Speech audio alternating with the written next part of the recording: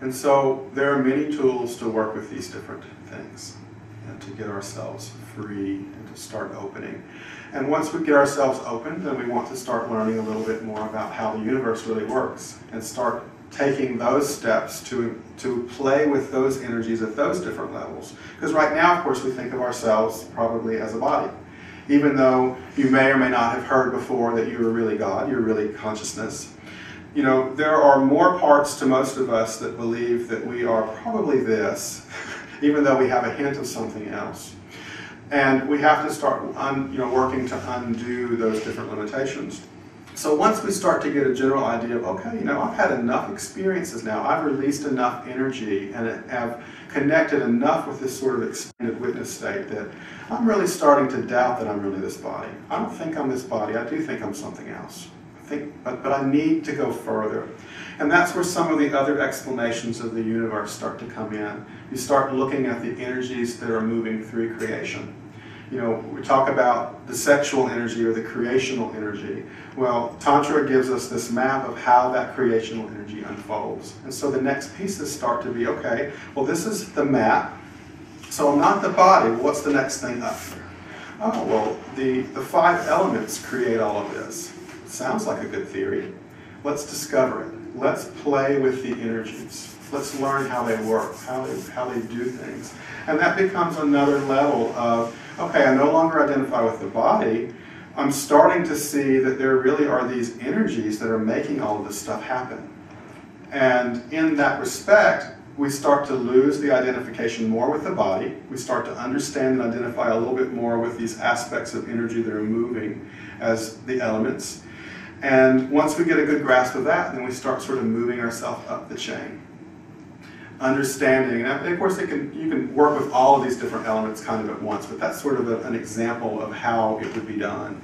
So we start with sort of a physical idea of who we are. We work ourselves through the elements, up through different layers of the mind, understanding the ego, understanding how all of these different pieces have sort of fooled us into believing that we are this.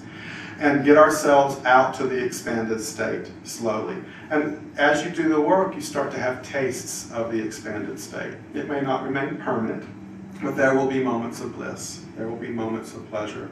And as you remove more and more pieces, you're able to sort of stay connected to that, to become more identified with the bliss of your own self, the joy that moves through you as consciousness, as the absolute, as a being, than with anything that you're experiencing here. And suddenly chocolate cake pales in comparison to who you really are. And as you continue to work with it, it becomes self-motivating to start turning away from this as being the truth and get yourself to the place on the other side of the line where the truth really is.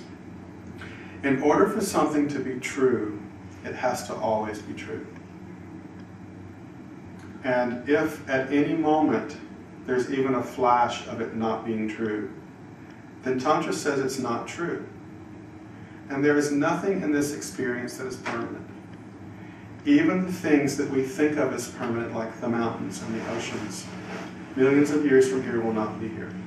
Millions of years ago looked very different than they do now. They're not permanent. The only thing that is permanent, according to Tantra, is the absolute consciousness. It is the only thing that remains true and eternal, that does not change. Everything here changes. And if it changes, it's not true from a certain perspective. It doesn't mean that it's not true in this moment. It's not about taking this and saying there's nothing useful here. But it is about understanding that if I want permanent joy, let's go to the place that doesn't change. And stop trying to find joy here where everything does change all the time. So, any questions up till now?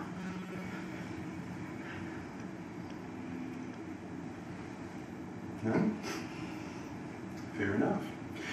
So, the next thing that I would like to do is to start playing with some of the fundamental tantric tools that revolve around working with breath, movement, sound, and vibration. These are ways to start bringing an experience of the vibrational aspects of energy into your experience.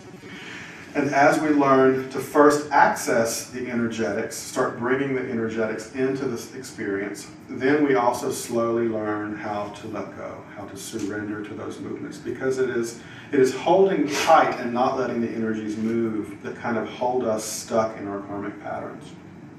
As we learn to open and free things, we learn to surrender more, then the very nature of the freedom of the movement starts to take us into our true nature as Shakti moving within the consciousness. And so it starts to give the rise to the experience of the freedom and the bliss and the pleasure that comes from being surrendered rather than being here and stuck and small.